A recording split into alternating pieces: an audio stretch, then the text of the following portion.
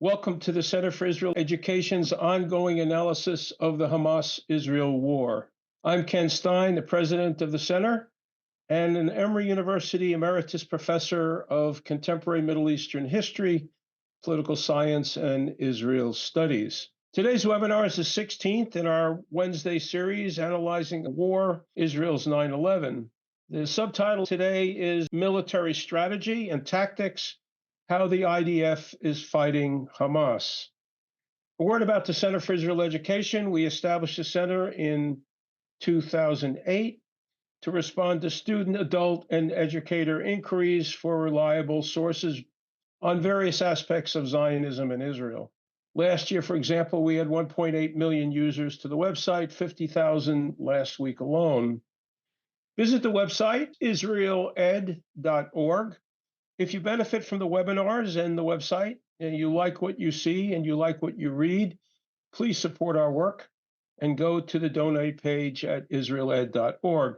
The Israel-Hamas war started on October 7th when Hamas terrorists and others from the Gaza Strip killed 1,200 Israelis and others, including 31 Americans, and kidnapped more than 200.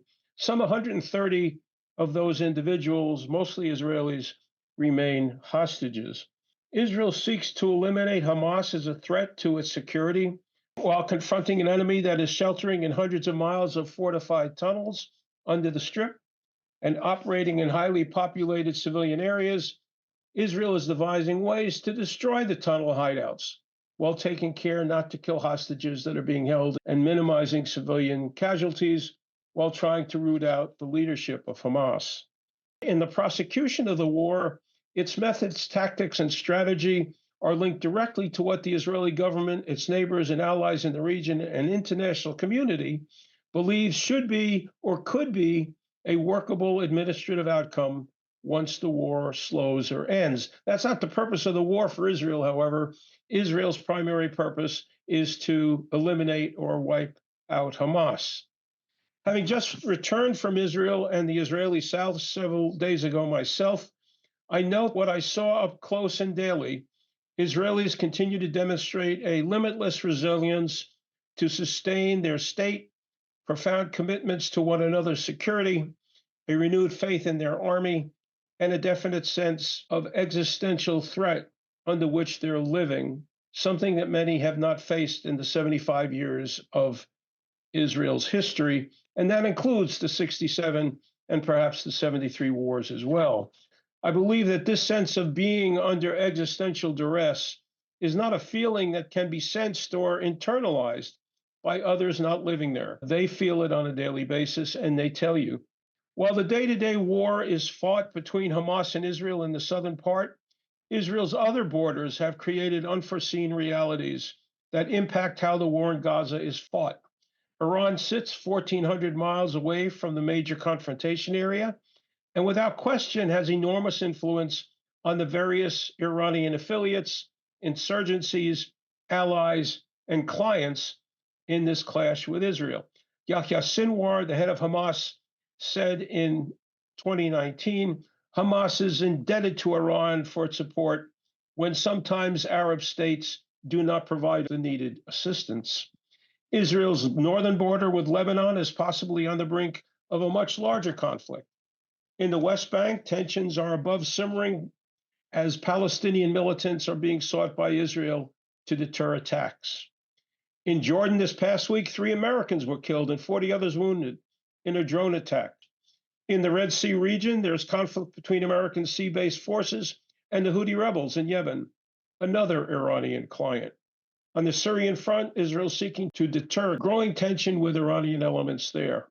Within Israel, there are more than 150,000 internal refugees, some fleeing from a dangerous border region in Lebanon in the north, where Hezbollah holds powerful military means, and from southern Israel, where Israelis have left in considerable numbers to the center part of the country. And amidst these tensions, the U.S. government is deeply engaged in seeking a way to have hostages released, reduce respective civilian suffering, deter Iran and its proxies, and if at all possible, trying to fashion a political horizon for Gaza's future. with allies and friends in the region.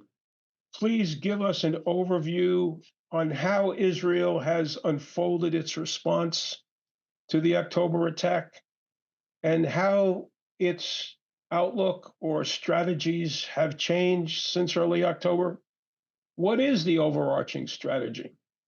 What are the war goals?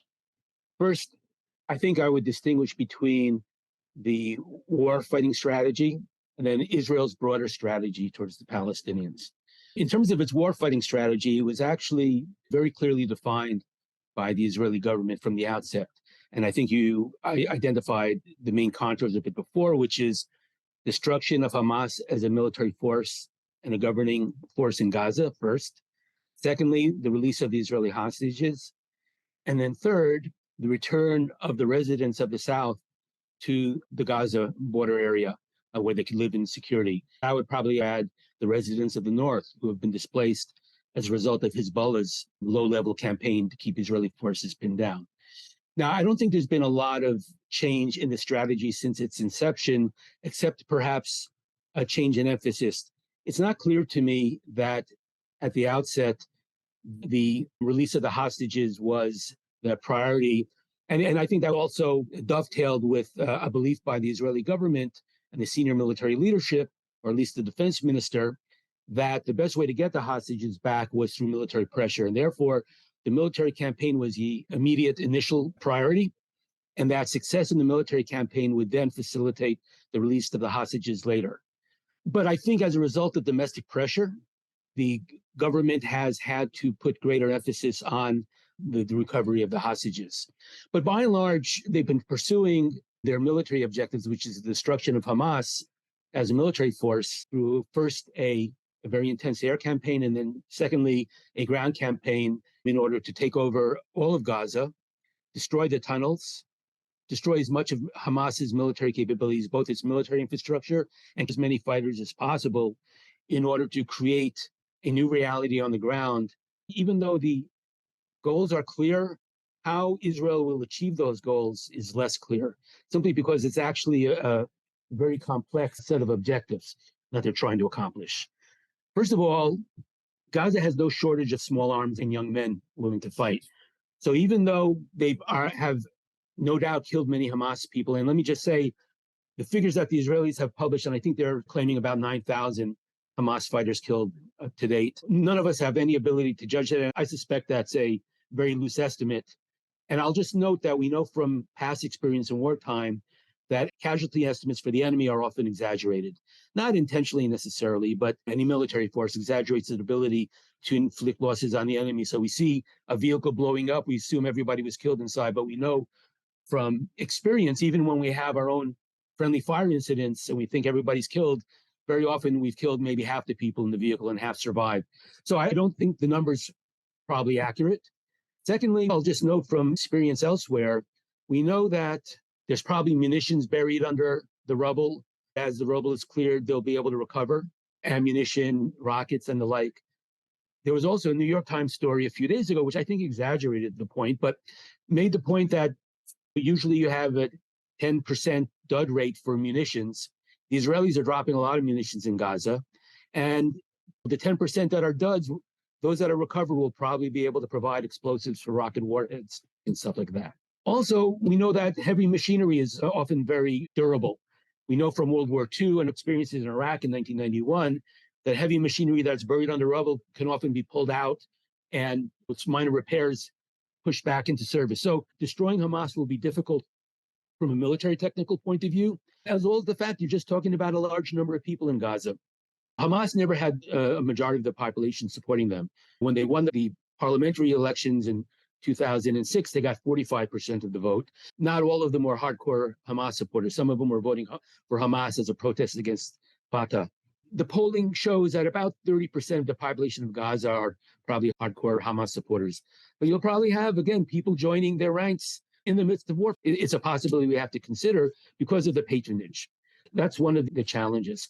There's also the contradiction between the goal of destroying Hamas's military force and getting the hostages out. And we've been seeing this play out in Israel in recent weeks, simply because the harder the Israelis push Hamas, the greater the chance that Hamas might kill some of the hostages or that the hostages will be killed in the course of the fighting.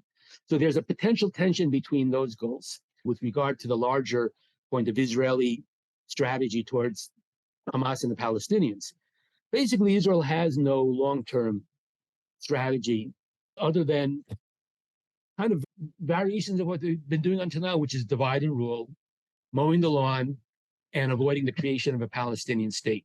While the various factions within the government, such as the religious right, is pushing for settlements which are not necessarily created as a result of government decisions, but as a result of pressure tactics and creating facts on the ground. The Israelis want to prevent the Palestinian issue from becoming an asset for Iran and its axis of resistance to advance its own regional interests. Now, Hamas has been supported by Iran because the idea of Hamas or Palestinian Islamic Jihad plunging Israel into war every year or every other year serves Iran's interests. Even though Hamas is not a proxy of Iran, Palestinian Islamic Jihad is more of a proxy. By defeating Hamas and Palestinian Islamic Jihad, Israel might be able to take that card from the hand of Iran, at least temporarily. And likewise, if the U.S. is able to continue pummeling the Houthis and significantly degrade their military arsenal, that will also have an impact on Iran's regional strategy and its ability to use proxies to advance its interests. So there are ways in which this war might be leveraged by the U.S. and Israel to reduce Iran's ability to destabilize the region.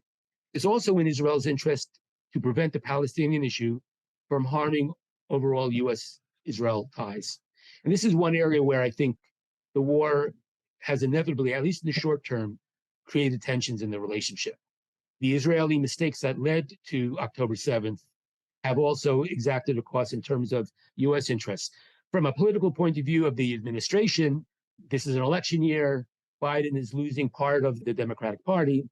Perhaps we'll see how that plays out. And then also just the perception of Israel as a strategic asset versus liability. There's potential long-term consequences here that may not bode well for Israel. So all of these factors are still up in play, and it's not clear how these will play out as the war unfolds. Given the regional realities of Israel, Jordan and Egypt, Saudi Arabia, the Abraham Accord states being relatively close or friends of the United States, can the United States, regardless of how this war unfolds, actually say that Israel is a liability and can no longer be an ally? No, Israel will remain an ally, but this will be a subject for debate in the United States. Let me just say there's always been tensions between the United States and Israel, despite the close relationship. And there's always been periods of wax and wane, but this will kind of highlight an area where there is tension between the U.S. and Israel. And again, it depends how the war plays out. But we are seeing changes in American society. The left wing of the Democratic Party is less inclined to begin with to support the U.S.-Israel alliance. This might strengthen them in the long run, again, depending on how the war plays out. But I believe it's a vital U.S. interest, as well as a vital Israel interest, to see Hamas defeated. And I believe it's an interest of most Palestinians who want to live a normal life. Maybe in the interest of the Jordanian and Egyptian regime as well. For certain, for sure. I'm spending here some time in the military academia in Slovakia. There was 5 groups also from other European countries from their military academias. We spent today some time discussing the events in Israel. And of course, the first thing they were asking me, you Israelis are so smart. How on earth this could have happened to you? We just don't believe it. And you really have to try to explain to them how these events could have been unfolded. Now, to your question, what is Israel's strategic goals? I think this is one of the issues we have. And mainly, I'm referring to the 2 wings in the war cabinet that we have, which is Netanyahu and Gallant and Gantz and Eisenkot. And on the one side, you have Netanyahu. I would say on another corner, you have Gallant. They might have, at least in terms of ideological sense, some type of agreement, although we know that their personal relations are not great these days, and there's a lot of tensions between them. And on the other side of the aisle are Gantz and Eisenkot, and they don't share the same views in terms of Israel's strategic goals. This is a real shame that we face this very unfortunate, very difficult, challenging time in Israel's history when we have this schism in our leadership. My last publication that came out in Hebrew, and it will soon come out in English, I hope this year, it's on Moshe Dayan, and I was looking at the protocols very carefully of the Yom Kippur, of the October 73, not October 2023. All in all, you can see that this government of what we used to call the kitchen, Golda's kitchen, it became famous again now with the movie, functioned very well together. The way they took decision was quite impressive under a lot of stress. You provided the audience with a notion that there are two poles, 2 points of view. Could you define briefly what are those points of view and why they're different? Put aside all kind of suggestions regarding what is Netanyahu's political motives in terms of survival and continuing the war. I think the main issue is how they see the day after in Gaza. This has to do with a wider view, I think, of the prospect in the Middle East and the vision for Israel in terms of engaging its partners and mainly the Palestinian question. On the one hand, I think Gantz and Eisenstadt are closer to the voices you hear from the Biden administration. They are willing more to incorporate the Palestinian Authority. They are willing more to work with the Biden administration to still have this vision, maybe not very concrete, but still have this vision on two-state solution, while I think Netanyahu is very far away from it. And in no way, at least it seems that he's going for some kind of a day after in Gaza, some kind of an arrangement that will include the Palestinian Authority, and definitely not talking in any direction towards some kind of political solution with the Palestinians. What does that mean in terms of the prosecution of the war? How do those two poles, how would they influence how the war is evolving? We know that the Israelis started in the north, they started in Gaza City, then they moved to the south, and then they came back to the center. With these two different points of view of what the political horizon looks tomorrow, how does that change the manner in which the war is fought by the IDF? At the moment, it doesn't change a lot. I don't see an impact at the moment. There is a consensus in the leadership that the first and foremost is to destroy Hamas military capabilities. And this is a condition to any political solution. If the Hamas will have military capability, it will prevent the return of the people who are living next to Gaza. It will prevent any force from the outside to enter Gaza, some international force of any composition. No one will come when Hamas is still shooting. And they will continue to pose a threat over Israel. The first thing the Israeli public wants is to remove this threat, the Hamas threat. And this is the promise that this leadership has made. But I think at some point, we might get into a wall. This wall is the wall of Gaza, it's the wall of Rafah. Israel can continue to clear Gaza from Hamas, those areas that it's operating in. But there is a question of what to do about Rafah. Rafah is the area in the south that is linked to the Egyptian border, correct? Right, and there's most of the population, the refugees from the north are sitting in Rafah. They are now living in Rafah in tents and in makeshift structures they created to survive the winter. And so you have a huge population. And we know that Hamas is among them. The big question is, how do you deal with this? And the Egyptians are not happy with the Israelis moving into Rafah in a military operation. So there's two constraints there. One is the Egyptians, and the other one is the vast population that is there. Israel is committed to minimize collateral damage. So this is a real issue. The other issue is, of course, what's now on the table is the hostages. So this is another limitation on Israel's military operation. At some point, you have to deal with the hostages, and that might make you bring to a halt the military operations. I assume the importance of Rafah is because of the smuggling tunnels that apparently still existed. Yes, it's what we call the Philadelphia Road, which is on the Israeli side, but close to the border with Egypt. If you want to control the smuggling, you have to control this road that runs parallel to the border with Egypt. I think there are at least two, what the IDF calls Hamas Battalion, although they are not the usual sense of battalion as military people know them, but some kind of a military organization about the size of a battalion located in Rafah. The goal is to destroy all the battalions of Hamas, all these units which are organized and have a command and control structure. So the IDF is aware, like in the north now, that small squads of Hamas will emerge from the tunnels and will attack here and there. And this is what happens in the north. Even after Israel declared that the north is cleared, we see Hamas in the north. But the military power they had in the north that can really pose a threat is gone.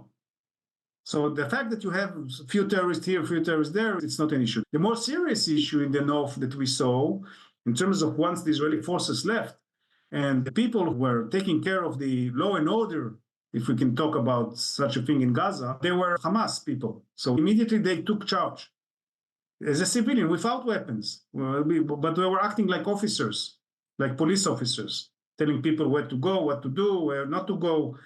So this is another concern, because what we see immediately, if there is no other entity, political entity that will go in and is willing to take the civilian responsibility, it's like Terminator 3, you know, this robot that you fire a bomb and it completely spread to all directions, but then it comes together and kind of re-emerges again.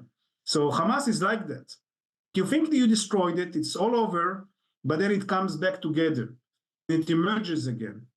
If Israel didn't have constraints of either the civilians in the south or the Egyptians that don't like Israel fighting to control that border, and the Biden administration that wants to make it less violent more quickly, what would Israel's goals be?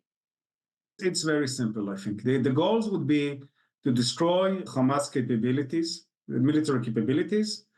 So it will not pose a credible threat on Israel. It will not be able to shoot rockets.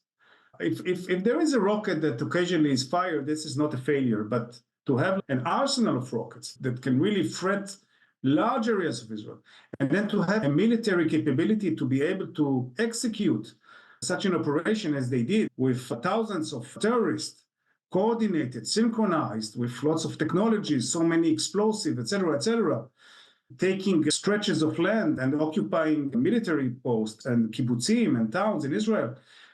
This cannot go on. So the idea is you have to destroy it. Destroying it meaning, and I'll say something which is not very popular, but destroying it means killing most of the Hamas terrorists. So if Israel kills so far around 10,000, they estimate 9,000, 10,000, maybe a few thousand more injured.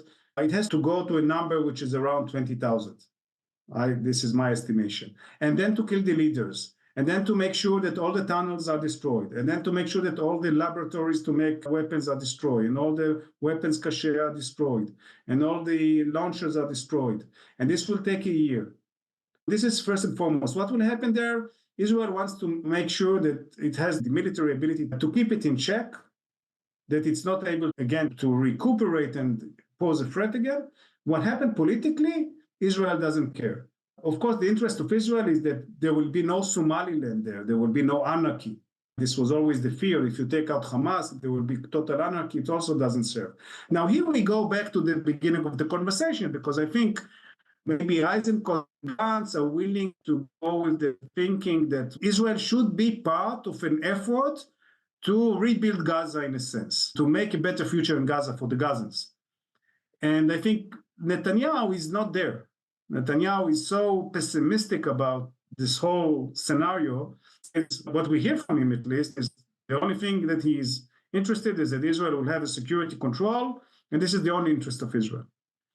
We don't know exactly what is his vision because he never really articulated it. In Vietnam and in Iraq, we kind of had assumptions that the adversary is a certain number of insurgents, and we're eventually degrading their capabilities, and eventually we'll get them to a point where they won't be militarily viable. Might there be a possibility that because of their control of the patronage networks with humanitarian assistance, they might be able to recruit a few thousand more people, a very low level of training? They do have in some of their tunnel simulators and stuff like that. We've seen them published on Al Jazeera, where they could do at least rudimentary training. Is it correct to assume that the number of fighters is static in a situation where there's extreme privation and Hamas controls some of the humanitarian assistance, and they can use that as a way of recruiting people? You join us, your family gets fed. Your situation in Iraq was very different because you couldn't control entire territory. If it was Hezbollah we were talking about, I would completely agree that this is not attainable, destroying Hezbollah, doing to Hezbollah what Israel is trying to do to Hamas. This is more similar to what you described in Iraq. Israel will not be able to control it. However, I think with Hamas, this is a completely different story. Gaza is not a big place. There's not infinite number of terrorists. There's not infinite numbers of tunnels. It's limited, it's boxed. But the thing is, we fed this monster for 25 years almost. We fed this monster. We fed it by ignoring what it did. We fed it in the last 2 years of the Qatari money. We fed it by allowing it to do different sorts of stuff, by looking the other way. Israel had the mowing the grass operation, which degraded some of their capabilities for a while, but they only got stronger. And this was the criticism on these different operations. What will happen now? It might take 1 year, 2 years, 3 years, but Israel will continue this military operation, will continue to control very closely Gaza, will continue to destroy very methodologically the tunnel system. So they will have people that they will recruit, but they will have nothing to give them. There won't be this huge explosive. There won't be these huge rocket arsenals. There won't be this ability to dig tunnel in such a way. I don't think that they will have this capacity anymore. We have in the West Bank Hamas. Israel is there and they exist in the West Bank. They have cells. They even shot a few rockets from the Jenin area a few months ago, a rocket here, a rocket there. But it's so far away in terms of the threat that we realize they actually pose to Israel's security. So I do believe it's a different story. We have two questions in the chat. One is, does Israel really believe in peace? Is that really on Netanyahu's mind? As if anyone can tell you exactly what's on Netanyahu's mind. And then the other extreme is, are we on the precipice of a world war? And I think you get these questions that are very binary from people. Is it either this or is it that? If we're on the precipice of a world war, it's not because of the Middle East, and it won't happen in the Middle East, or it won't start in the Middle East. If you're talking about a world war, it has to be something either that happens in Europe or by Taiwan with the Chinese in East Asia. There is the potential for further escalation in the Middle East. The U.S. has said that it's going to be waging a campaign against the pro-Iran Iraqi groups that have been attacking American bases in Iraq and in Syria and then in Jordan. We can expect perhaps the potential for some escalation there. While one should never be cavalier about the potential for a large war, in general, we've exaggerated the potential. Iran's entire modus operandi is structured in order to avoid a war with the United States and to maintain the level of tensions below that threshold.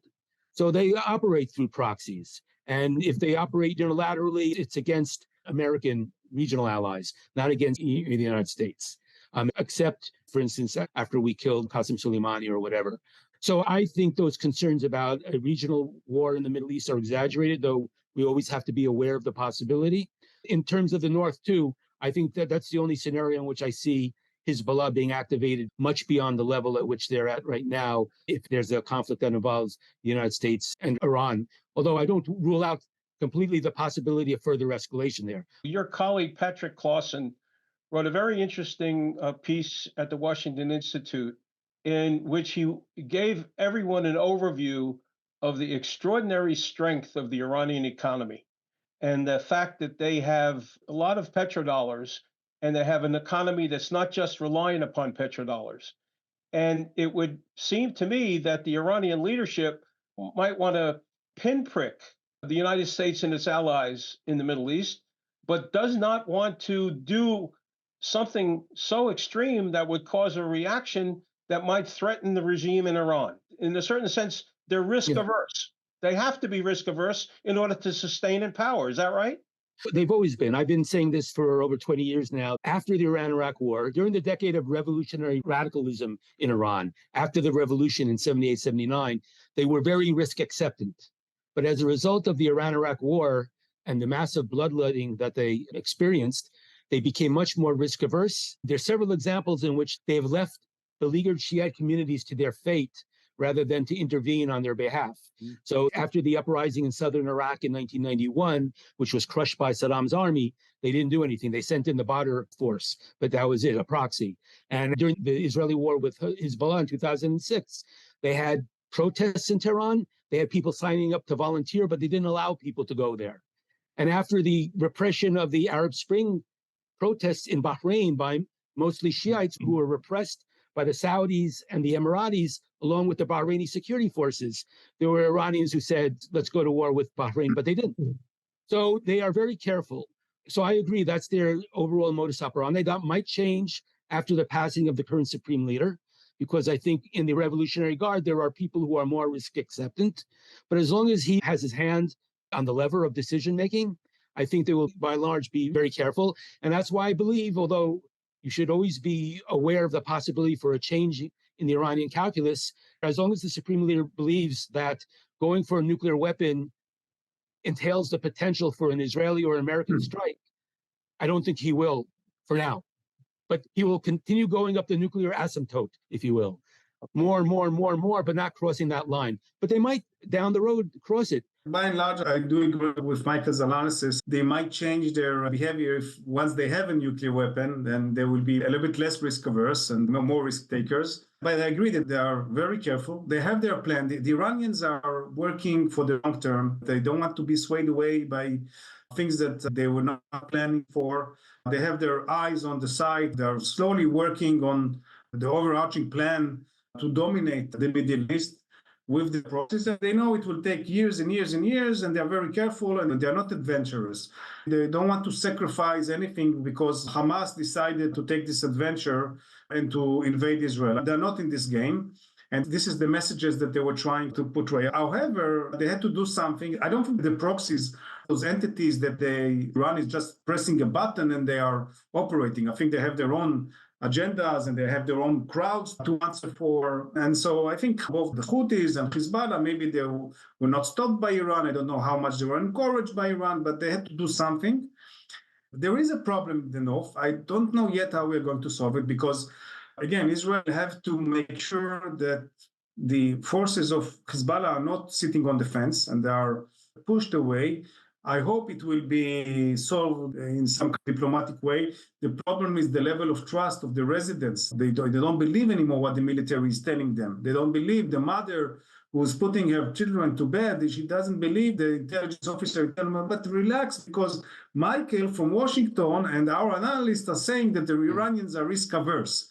She's not buying it anymore because this is exactly what she was told before the 7th of October about Hamas. So Israel has a problem on this point. So something will have to be done. And I won't be even completely surprised if Israel will organize some kind of a limited operation. Now, these things can always escalate and can go out of hand. And again, we have also the crisis in the Red Sea, which is not a simple thing. I think it has a global ramifications, and we saw the Americans going in of the British, and we know there are other attacks by the Iraqi Shia militia. So the whole region is bubbling. So whether there might be some kind of escalation, it's possible. I agree with Michael about the basic interest of the Americans, the Iranians, the Israelis. Nobody wants a regional war. However, after October 7th, suddenly you have 3 points of crisis, 3 theaters, Southeast Asia with Taiwan, some may say also North Korea.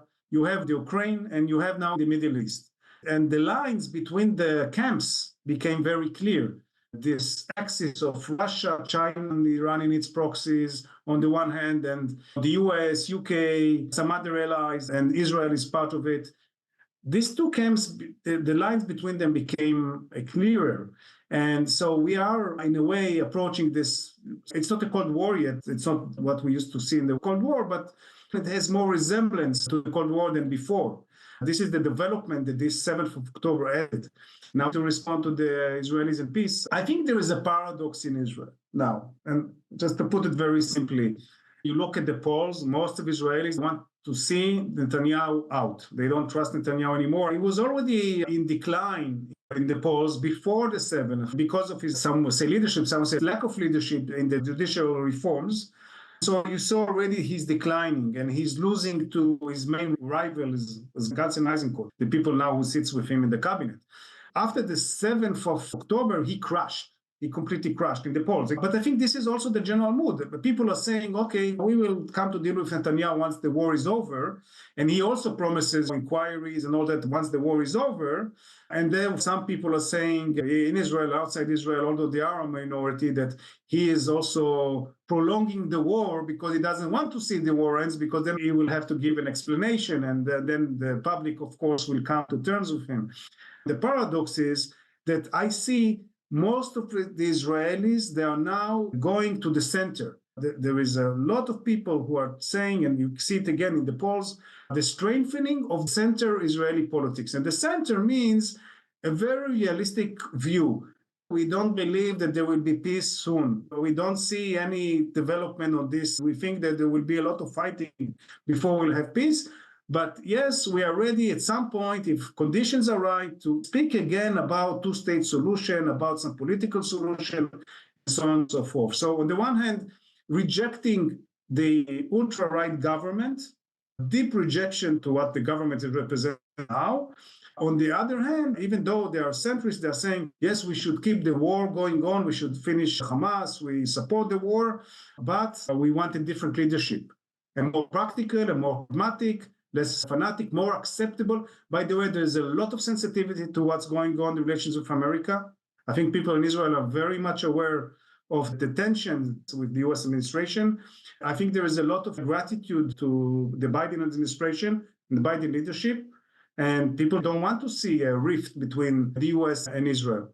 There's a difference between a peace agreement and a political solution on the one hand, and managing this crisis without necessarily having an agreement or something that is written on a piece of paper. It's managing it rather than resolving it. And I think a lot of people see the Middle East as an opportunity to solve a problem, which in fact, because of its multiple ingredients and varying ideologies, cannot be solved at this time or even in the intermediate. But what may happen is it may best be managed by intelligent people over an intermediate and even a long period of time. The only question I have still, was one of Hamas's goals not only to go to war, not only kill Israelis, not only engage in genocide, not only engage in kidnapping, but was one of Hamas's goals to see if it could get Israel mired in Gaza as the administrator so it could attack periodically an Israeli administration? I'm doing something on this right now.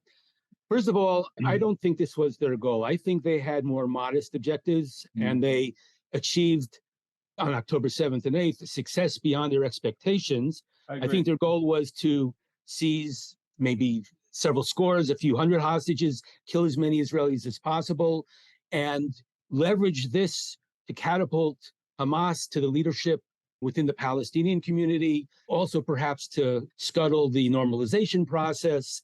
I think there were some newspaper reports several weeks after the war began, interviewing Hamas personnel saying, senior officials saying, oh, this is exactly what we planned. We wanted to spark a regional war. I don't think that was their goal. I think they miscalculated, but their goal has always been to maximize the pain and suffering of the Palestinian people, because their project is a cultural project. Hamas's strategy and Israel's strategy are very different. Israel is trying to achieve mainly physical effects, destroy and defeat Hamas. Hamas is trying to achieve psychological, moral, spiritual effects in terms of creating insurmountable hatreds between the people so that there is never going to be peace between the two people, polarizing the communities, and convince people that resistance, their doctrine of resistance, is the only way forward, so that more people then join Hamas. They become the dominant actor within the Palestinian arena. They undermine Israel and confidence of Israelis in their ability to live securely in the land of Israel. And this is also one of the problems, that October 7th achieved that goal for them. They reopened the 48 file with October 7th. In your introduction, Ken, you're talking about the insecurity that many Israelis feel now. Prime Minister Netanyahu, in a way, reinforced this by saying this is Israel's second war of independence. it kind of reinforced the perception in Arab eyes and Palestinian eyes that the 48 file is not closed, that this is not just about closing the 67 file. The 48 file has been reopened by Hamas, and that's the one success of this war for them. It may be a disaster in other ways, we will yet to see, but reopening this file and creating the perception among Palestinians that they maybe don't have to live with the existence of Israel. And this is going to be a big obstacle to achieving any kind of coexistence between the two people, never mind peace, just kind of normal coexistence. And my last point is, I would argue that we have to throw away the entire diplomatic playbook from the past. Traditional diplomacy of trying to find diplomatic formulas and bridging gaps between the two sides are totally irrelevant at this point. You have this conflict ethos between the two sides based on delegitimization, a zero-sum approach to the conflict that has to somehow be broken down. The indoctrination has to be stopped. There are different problems on both the Palestinian and the Israeli side, but they have to be dealt with. And that's going to be a very difficult problem because it gets to the realm of politics. This is not just diplomacy. This is domestic politics on both sides. And you're dealing now with a kind of squaring a circle. It'll be very difficult. There's not much else to add to that very fine conclusion.